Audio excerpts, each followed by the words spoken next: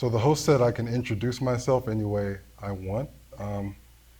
So I was in the cafeteria earlier, and I sat at a table so I could charge my laptop. And a gentleman saw me and said, "Oh, you're a speaker." I said, "Yeah." He said, "What are you speaking about?" I said, "North Korea." He said, "Oh, you're balloon guy." So, so I'm going to introduce myself as balloon guy. They're still using balloons, and the question here is, who is they? They is activist groups in South Korea that are trying to send information into North Korea.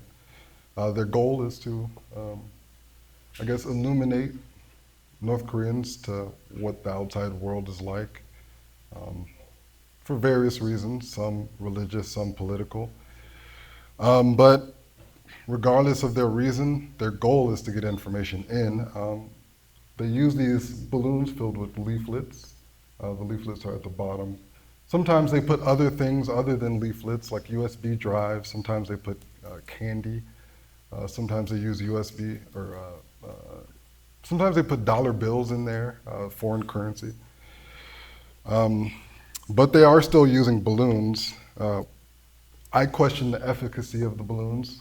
We can see that they are getting into North Korea. The boundaries are kind of hard to see, but where there's a large cluster of pink there, that's South Korea near the border.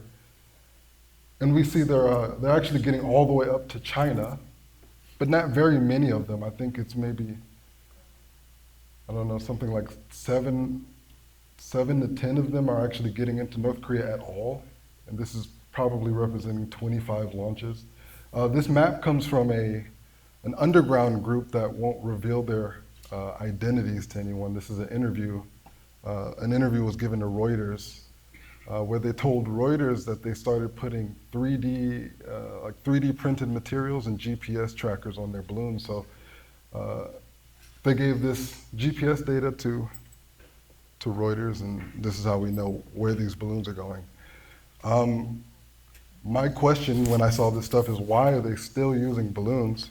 There's so many other ways to get information into North Korea, or at least I thought so, before I started to do a little bit more research. And my conclusion after doing all of this research is that we need innovation.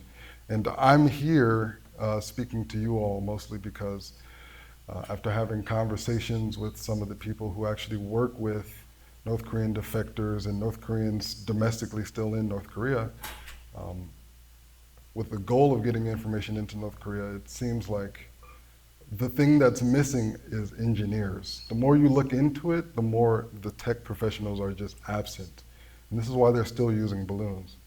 So, hi, my name is Amon. My actual name is Amon, not Balloon Guy, but I do like Balloon Guy. I'm a software engineer. I've been working on researching North Korea generally for 3 years, and in the past year I've specified to getting information into North Korea. I've had many conversations with some of the more high-profile individuals in the scene, who I'll talk about later. I'm just here to talk about how people are getting information into North Korea, or how they're not getting information into North Korea. I'm going to cover the internet, I'm going to cover cell phones, I'm going to cover balloons, and then there's some other stuff with that. But before I get into that, let's talk about why we would want to get information into North Korea at all. Good question. The situation is dire. So I think most people are familiar with, at least nominally, what's happening in North Korea, but people may not know that in 2021, a law was enacted. I'm going to try to say the law without looking at the page. Okay, it's called the Reactionary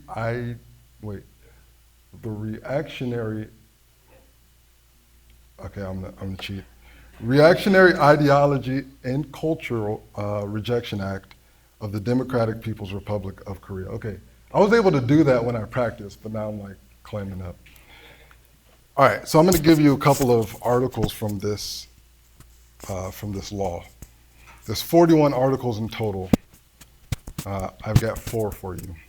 Article 24 is a prohibition on speaking, writing, and singing South Korean. So if you say a South Korean word or write a South Korean word down, you get a minimum sentence of 2 years in forced labor.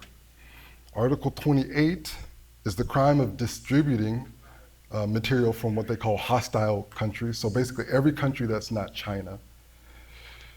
If you get caught distributing material from any country that's not China, that is a minimum 5 to 10 years in forced labor camp.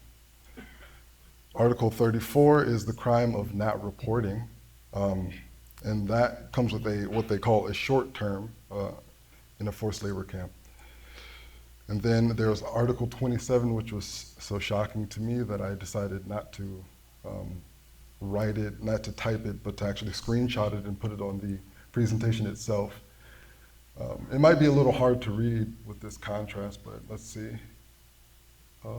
Oh, my bad, forgot to say, we don't use this big word in the West, or this big law name in the West. We call it the anti-reactionary thought law. This is Article 27. I'll read it verbatim for anyone that can't read it. It says, any person who brings in or distributes South Korean movies, recordings, compilations, and books shall be sentenced to reform through labor for life. This is in the anti-reactionary thought law that's been recently enacted. And North Korea is backing this up. They're actually taking actions to execute people who go against this law. This happened this year. As a matter of fact, a few days ago, this was published. And it says, North Korean man executed for listening to 70 K-pop songs. I drove here from Atlanta, and I must have listened to hundreds of K-pop songs. So it's unfathomable that that's a sentence worthy of life. You would imagine that in this sort of climate, more people now than ever would be escaping North Korea, but the numbers don't say that. What we actually see is, these are statistics given to us by the Ministry of Reunification, which is a government body responsible for keeping track of what's going on in North Korea, South Korean government body. We see that this year, we've got about 8 males and 135 females that have made it out this year. Last couple of years, it got as low as 63 people in general, like in total. This is stark contrast from back in 2003 when we saw something like 2,900 people get out. It was, to be a little bit more specific about these statistics, these are the statistics of people that escape North Korea and make it to South Korea. So this isn't everyone that escapes. This is just the people that escape that have arrived in South Korea. So the number is, thank God the number is a little bit higher than this in general, but we don't know how much more. Nonetheless, it's very bleak. People aren't getting out. People that are staying in North Korea are being killed for thinking the wrong way. But there is hope among the youth and among the working class. These are 2 categories of people that specifically really want information. The demand is very high for them. The youth, they grew up in a generation that the government promised their parents and their grandparents certain things. In exchange for working day in and day out, we'll give you free housing, free health care, free everything. We'll take care of everything. And the youth see that this is not what has happened. They know the government is lying. They don't know to what extent, and they want to know. Then the working class, these are people who don't necessarily want to leave. They're here, they're there. They're okay with what's going on. They might even be loyal to the government. And they want outside information because they use it for their day-to-day lives. For example, on the black market, we see people trading foreign currencies. And so to evaluate how much these foreign currencies are worth, they use outside material, information. And so, okay, so how do we get this information to them? Well, there is the global internet. There's a myth that North Korea doesn't have the internet. it is incorrect. North Korea does have the internet. I think anyone familiar with the hacks of North Korea know that they must have the internet in order to connect to the outside world. Yet a lot of people think they don't, but they do. The elites have access to the internet, and like I said, the hackers have access to the internet. But there are a couple of other interest groups that have access to the internet. For example, in Pyongyang, the World Health Organization has an office. There are also offices for example, the Swedish government and the embassies and things like that. These places have internet, and North Koreans are actively going into these places to use their global internet. It's a very risky operation, and not many people do it because not many people are that close to these World Health Organization individuals, these offices, but it does happen. Another group of people that have access to the internet, of course, are the visitors of North Korea. They put the global internet in the hotels in North Korea. So if you visit anytime, you'll have access to the internet. You'll probably see a sign that looks like this, which looks like something you would see in America or any country, I guess. Of course, they want you to think this is so widely available that they just let you know that we have it here. So in any case, they do have access to the internet in the hotels.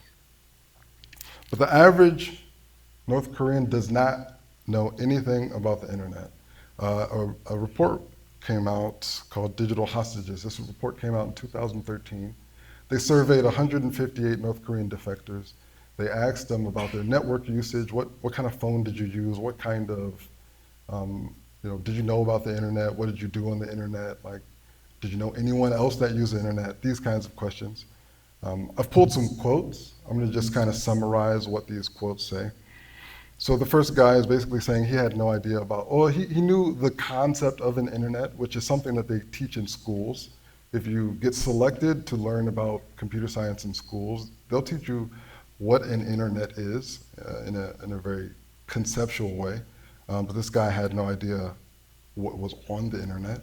The second guy didn't have access to, or he didn't understand what Wi-Fi is. Even though he had a cell phone, he didn't understand what Wi-Fi is. He just used his cell phone for fun. And we'll talk about cell phones a little later. Now there's another layer to the internet, and most people, I think, I won't say most people, but a lot of people, when they say the Korean internet, this is what they're talking about. It's called Kwangmyeong, and it means bright star, and it's the intranet. There are a lot of things that happen on this intranet. North Korea has actually become a very connected state. So, for example, they have video streaming services that rival Netflix. Of course, there's nothing on it other than propaganda, but I guess you could say the same about Netflix if you really think about it. But they also have online education. You can get an education from your home if you have enough money to have a computer and are select enough to access Kwangmyeong. But the thing is, most people still don't know about this, actually. So there's widespread adoption amongst the ruling class. But what we're seeing is, and here's another quote from that Digital Hostages study. What we're seeing is that about 68.4% of escapees were entirely unaware that there was an intranet. Of course, this is only 158 people, but these are the people that made it out of North Korea and into South Korea. So these were people who were more aware than the average North Korean, and they, on average, had no idea about the intranet. So we can kind of guess that using the internet or intranet are going to be very poor vectors of attack. And from my research and talking to people who get information into North Korea, this is the case. Pretty much no one uses the internet. Now, there's hope. This is where my research is coming in handy. I've been pitching ideas to incubators, and in fall we'll see what happens, but I should be in an incubator to implement a specific idea. And I'm going to kind of walk through that idea here. But before I go through that, I just want to give like a trigger warning. The next couple of slides can be rather gruesome if you're sensitive to sexual violence. So that's my trigger warning. So a London-based nonprofit by the name of Korea Future Initiative released a study called Sex Slaves, and it studies the prostitution that North Korean defectors find themselves in when they exit North Korea and get stuck in China. So these aren't all North Koreans, right? This is just the North Koreans that get stuck in China. And what they found, shockingly, sadly, an estimated 60% of females who leave North Korea,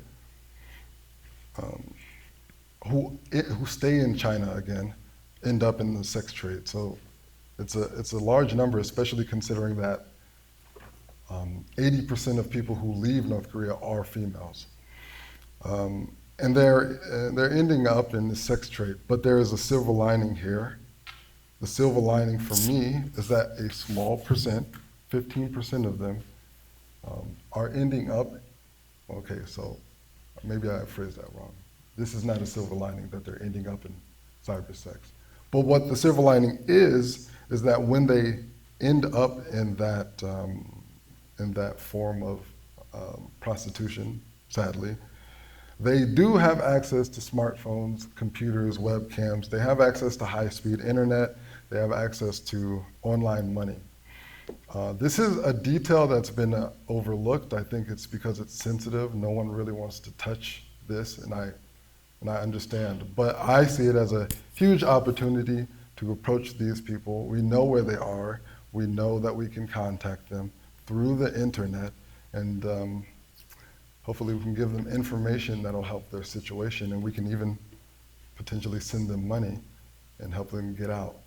And we know, just from hearing defector stories, that when these people make it out of China, they don't just leave and abandon their families. They go back, they send money back, and they get more people out, and they help their families in North Korea. So I think this could be a huge opportunity. There's another opportunity, the overseas laborers. So North Korea sends people overseas. They've got people in Russia, they've got people in Mongolia, they've got people in China. These people, they're working for basically slave wages. I mean, they're already working for slave wages by being in North Korea. But North Korea takes a 70% cut of everything that they make when they send them abroad. And they usually send all the rest of the money that they make back home. But this is another opportunity. That digital hostages study found that a common occurrence is that these overseas laborers have access to the internet. I'll summarize again some of these quotes. So, the first guy knew that the internet was banned, so they don't want you to have access to the internet, right? So they say, we're gonna send you overseas. Definitely 100% don't use the internet. However, the first guy was able to get on YouTube. The second guy watched a whole bunch of South Korean TV dramas, even purchased himself a SIM card with unlimited access and used the internet every day, right? So there is hope that we can send information via the internet through to North Korean defectors or potential North Korean defectors. My question, I guess, just to sort of drum up thought, because I'm here so that you guys can sort of get some ideas of how you might help if you feel so called to do so. My question is, can we use marketing tech to target these North Koreans? We all know here in the Western world that as soon as you say blueberries, you'll get an ad for blueberries. And could we possibly use this type of marketing technology to find North Koreans? I don't know the answer to that, but I think research needs to be done. Okay, the second thing, cell phones. North Korea has a lot of cell phones. It may be hard to believe that such a lockdown state would even have cell phones at all. But what we're seeing, Martin Williams is a researcher of North Korean technology at the Stimson Center. What we're seeing is about 50% of the adult population has a smartphone of some sort. And this includes the rural people in rural areas. This isn't just Pyongyang. A lot of people have smartphones. I think the number in 2013 was 7 million or something like this. So this is a widespread mode of communication in North Korea. There's broad cell coverage. So we see, there's a little bit of cell coverage missing in the rural areas there in the middle. Pyongyang has cell coverage. The borders have cell coverage. So hypothetically, we could reach out via cell phones. You know, we could send some sort of apps or something, some sort of encrypted apps, so that way we can message them without the government having access to what we're doing. And here's the most recent cell phone. It's called the Pyongyang 2425. It is operating Android 4.4.2, I believe. And so it's rather modern. There's a lot you can do with it, certainly. There's apps you can put on it. It can transfer. It's got Bluetooth, Wi-Fi, everything you can imagine. It's an Android phone, right? But the difficulty is in how much North Korean, the regime, has attempted to force people to not be able to share information through the cell phone. So I'm going to lay out a couple of ways in which it's almost impossible to do anything unsanctioned with these cell phones. First of all, the operating system comes with whitelisted apps. So you can't actually sideload an app onto this phone unless it's been whitelisted. At least you can't sideload it officially, right? Second of all, they don't have a digital app store. They have a physical app store. This is a place you go. This is a place you go to put apps on your phone. They also sell ice cream. So it's like two things you'll definitely never encounter in North Korea in the same place. So that's great. So they also use a signature system, a twofold signature system. So it's self-signed. So the Android operating system that they've cloned and made their own signs everything that is produced from the phone. So every picture, every saved text message, all of the files that are on the phone and made on the phone are self-signed.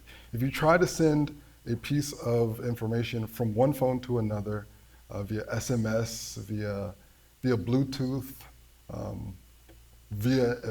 so SMS or Bluetooth, let's say, via USB, if you try to put anything on this phone that is not self-signed, it will reject that file. There's also a national signing system. So the government encrypts certain files, sends them out. So for example, news articles, pictures of Kim Jong-un, things that they want on your phone, or things that you might even benefit from being on your phone. Like I said, they do have online education and things like that. So maybe homework and things like that might be nationally signed.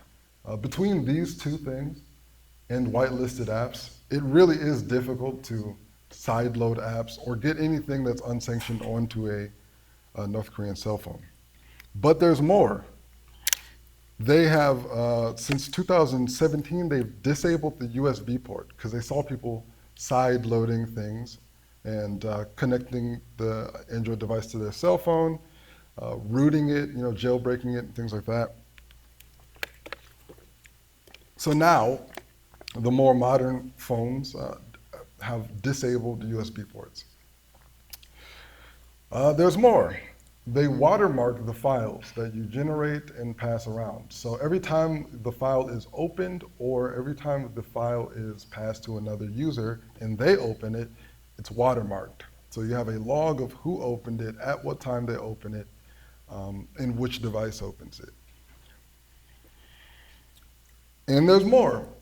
So there's this thing called red flag in tracer view. Red flag takes a picture of your cell phone at randomized intervals, so that way you can see, the authorities can see what you've been doing at randomized intervals. And tracer view is the application that's on your phone. It's non-removable application that they use to view these screenshots. And here's kind of what a log from the tracer view app. This is literally tracer view, so the log from the tracer view just saves pictures in your storage and of what you've been doing on your phone. Cool. All right. So trying to use a North Korean phone in order to get information into North Korea is very, very difficult. Not impossible, very difficult. But what about a Chinese phone? This is the method that most people are using, these organizations. What they're doing is that they're disseminating cheap Chinese cell phones into the North Korean black market. It's effective.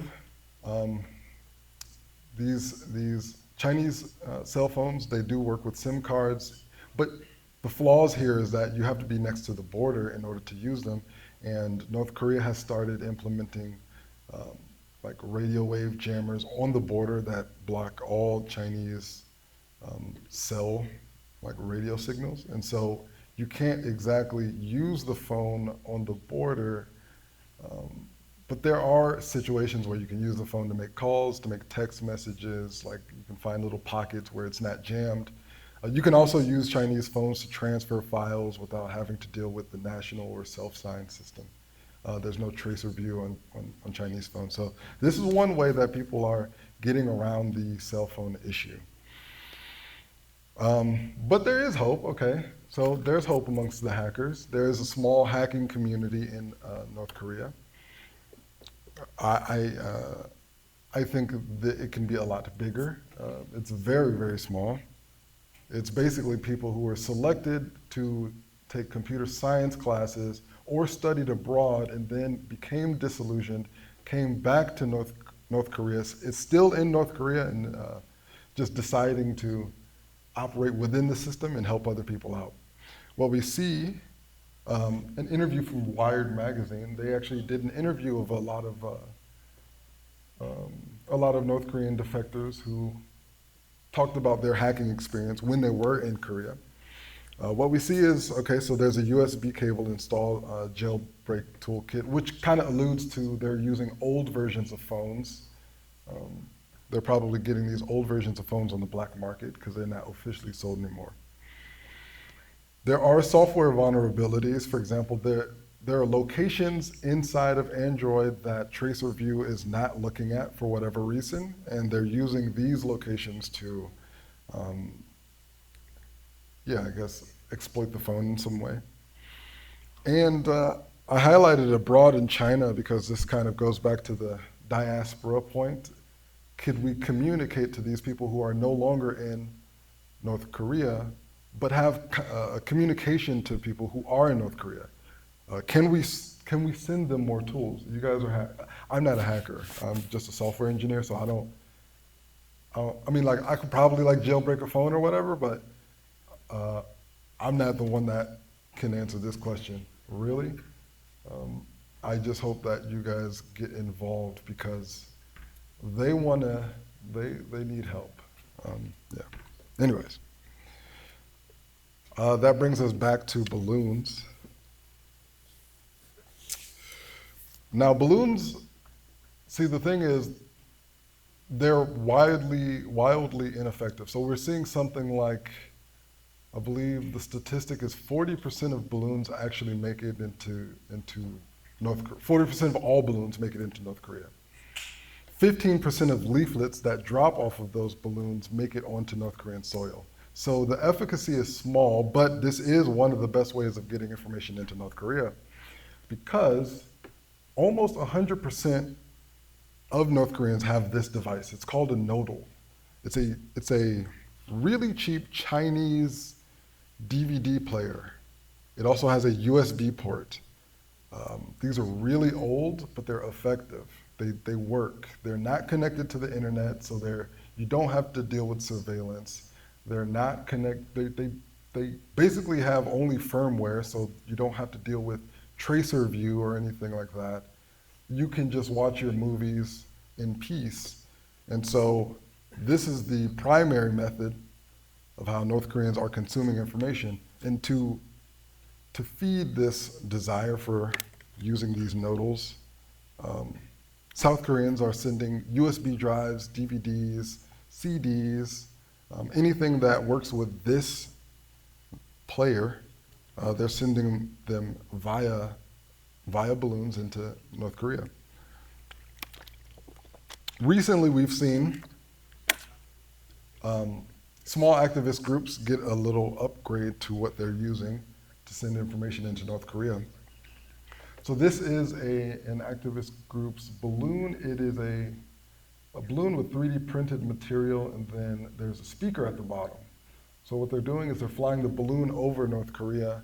The speaker is playing at very specific locations, playing propaganda made for those specific locations. So if it's over Pyongyang, then maybe they're talking about the ruler or spreading some information relevant to people in the ruling class. If it's over the rural areas, then they're spreading information relevant to maybe some way that they can be more educated about just their day-to-day lives. We're also seeing these leaflet, it's a time-release leaflet device, I guess.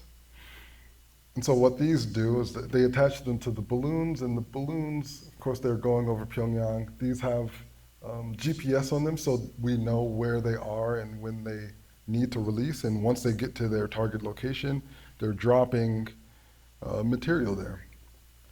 The thing about these balloons that this hacker group is now making is that they cost each one of them $1,000. So they can't actually send that many balloons using these methods, which are definitely better than just sending a raw dog balloon into North Korea. The people using these methods are paying $1,000 per balloon. I guess so my sort of hope there is that maybe some of us in here can get that number down. I don't know if you guys are familiar.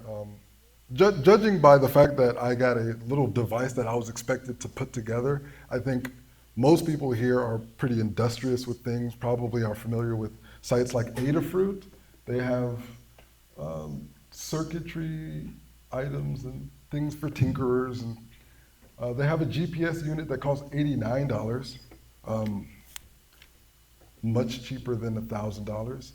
I highly doubt that North Koreans have, or rather South Korean activist groups have access to this or are aware of this. Like I said, that there's no engineers doing this stuff. These people learn by tutorials online, and they have no idea that sites like, or most of them have no idea that sites like this exist.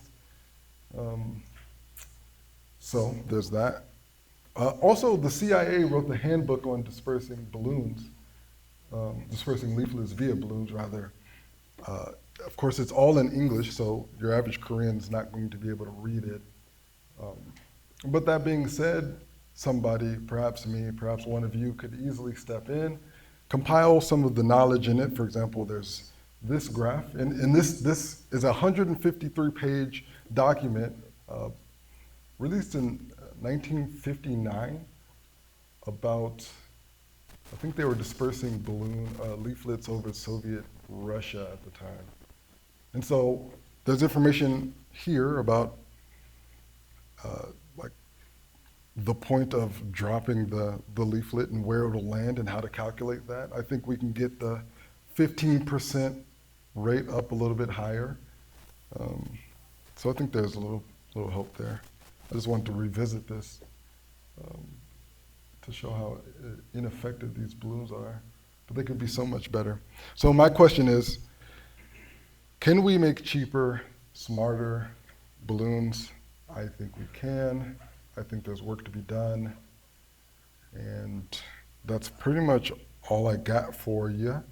I do have a page of resources. If anyone was moved in any way to learn more about what North Koreans are doing or to get resources to start your own project. For example, Net Freedom Pioneers has an incubator where they're looking for ideas.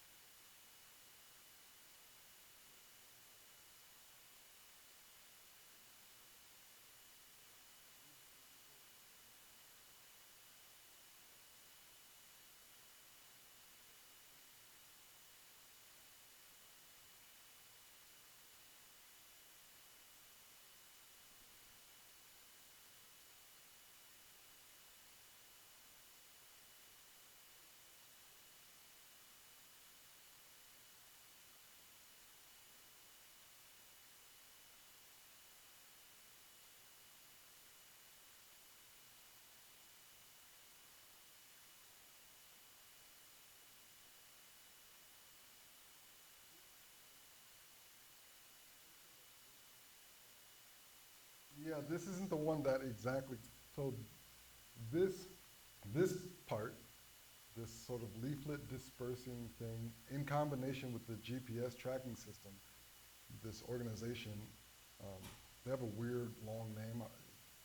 It's strange, but anyways, it's an underground organization. Oh, that whole thing. Yeah, they're claiming that making these things and putting GPS on them and the whole process is costing them $1,000 per balloon. I don't know why. I mean, there's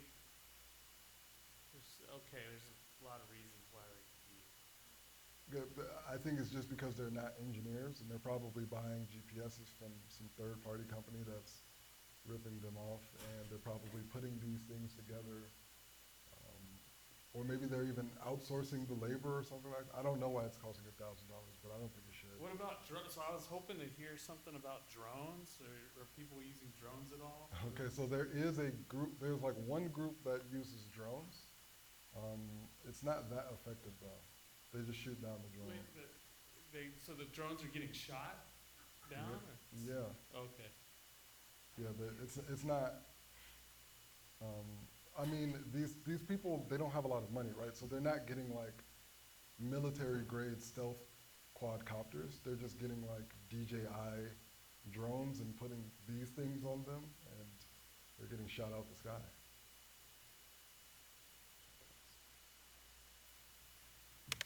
Hi, thanks so much for the talk. I'm wondering if there's anything that you can share about anything you've learned about the funding for Peace Corps, the NGO you mentioned that produced the Digital Hostages Report, because it's not an organization I'd run into before. I was trying to research it while listening to the second half of your talk. And I guess in general, I'm just concerned about the obviously it's information gathering is a difficult process in the best of circumstances, but significant amount of this information seems to come from North Koreans in South Korea, where there are strict legal prohibitions about saying anything in praise of the North Korean government. Mm-hmm. You know, people have done long prison sentences for very minor acts of, support of the leadership, support of the politics.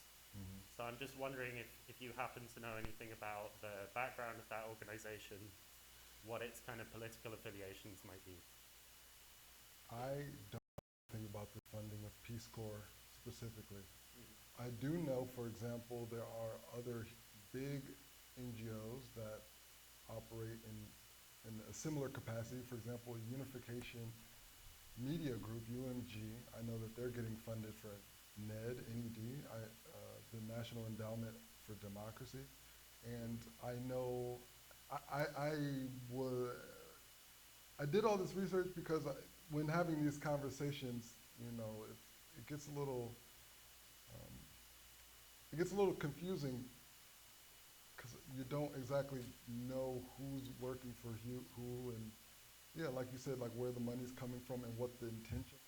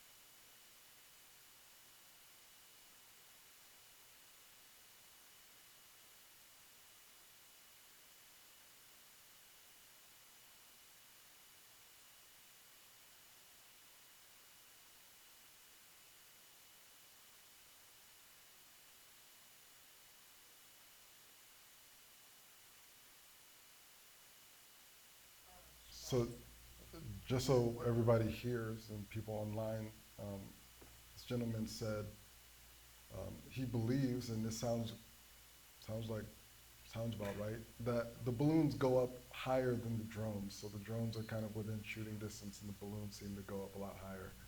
Um, that's a good question, though. I mean, I was just going to make up some answer on the spot, but I honestly don't know. But that sounds like something I should look into. Actually, that's a good point.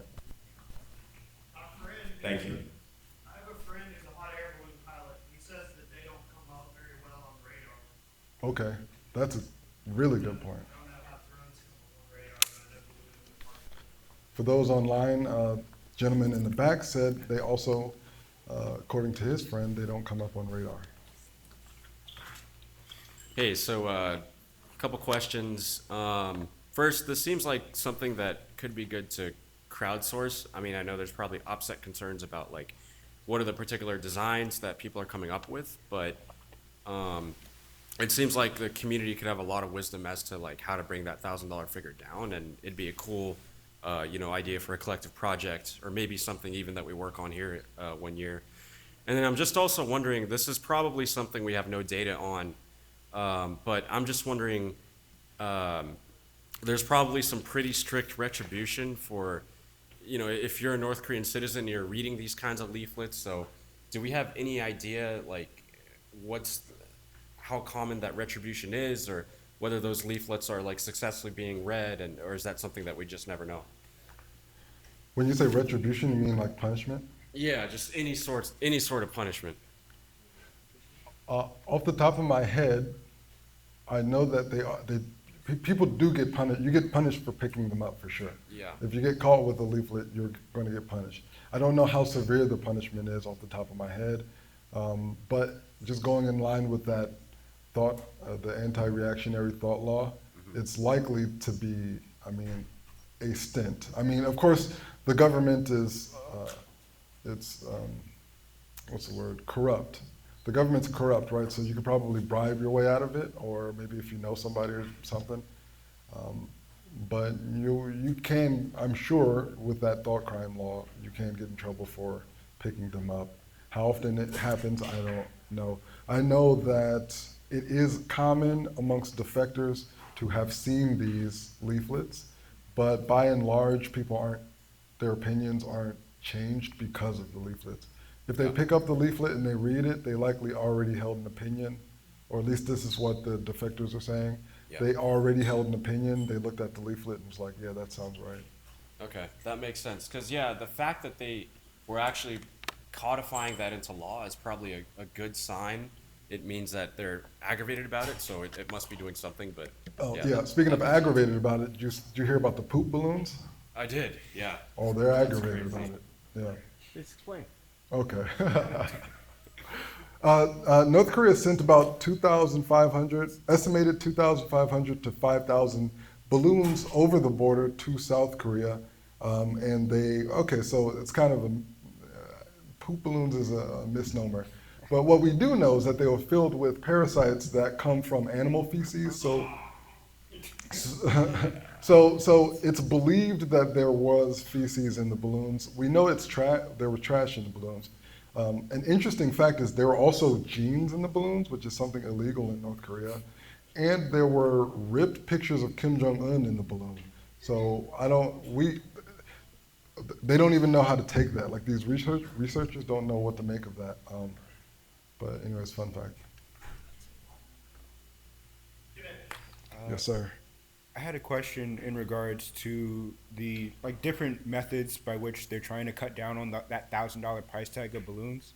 Like you showed that Adafruit posting, but there's I know a ton of open source options on bringing GPS locators even further below down. So I wanted to know which particular organizations are sending these balloons. Like if we have an idea or we have a possible product sample, how do we get in touch with the specific people sending in those Okay. balloons? So, oh man, I'm going to talk to you afterwards and tell you the exact name. They have a really weird long name and they won't reveal their identity. So they've been on a press tour in the last couple of months because in response to the North Korean balloons, they were like, no, dude, we're sending a bunch of balloons now. So they've been activated in the last month. And so now there's a lot of news organizations that are interviewing them, but they refuse to reveal their actual identity. So I don't know how to get in touch with them. I could probably get in touch with them through some of these researchers that might know, but I don't know personally how to get in touch with them. But that's exactly why I'm telling you about these things, is because I'm sure you probably know thousands of ways to get this number down, and I think that's really, really good, and you should pursue it. Thank you. You're welcome. Okay. I guess this is the last one. Right? Amon, thank you very much for your talk. It was a wonderful talk. Thank you. I have a question. It's a geopolitical question because China is up there and North Korea is really like a big plug of information. So the Western information cannot make it to China because they're caught with the Himalaya on India's side. There is that big empty space, and then you have Mongolia on top with Russia. Mm-hmm. So the only space, if North Korea were to fall, suddenly the West has 1,000 of miles of open border. Mm-hmm. It used to be Macau and Hong Kong, which was very small. So what is the Chinese, all these activists that are trying to get that out there, and you're trying to figure out a technical solution, how can you figure out what the Chinese allow North Korea to disappear and to have the North Korean people kind of rise up against North Korea, because that's what basically they're trying to do. So what technological thing we can do as hacker to make this cheaper? But will it make it cheaper? Would China come back and say, well, guys, you're getting too effective here? Because the problem with hacker is we saw it with Bitcoin. We came up with a stupid thing for cashless, and suddenly everybody came down on Bitcoin like hell. Mm-hmm. And so could the same thing happen for those activists if we get so active that we make that thing for $10, okay, and suddenly what is the next step to that question? Okay, so I am not the politics guy, but if I had to guess, which I probably shouldn't guess on a public forum, seems like a bad thing to do, but I'm going to do it anyways. If I had to guess, what would happen is, well, at some point in time, so first of all, what's going to happen is that North Koreans are going to increasingly become disillusioned with the government. They're going to probably figure out that they have more power than the military, and they may, in some really long, far off time, try to stage a coup against their own government, in which, if you know anything about America, you know we like a good coup. And so we would probably support them, right? Because we already have troops being trained in South Korea to support them. Of course, China won't want it to happen, just like with the Ukraine, they won't want NATO on their doorstep, right? So they're going to push back against that, and then I don't know what happens after that, but I'm sure it won't be fun. But that being said, the amount of people that we could hypothetically make aware or help out before that happens, I think is worth it ultimately.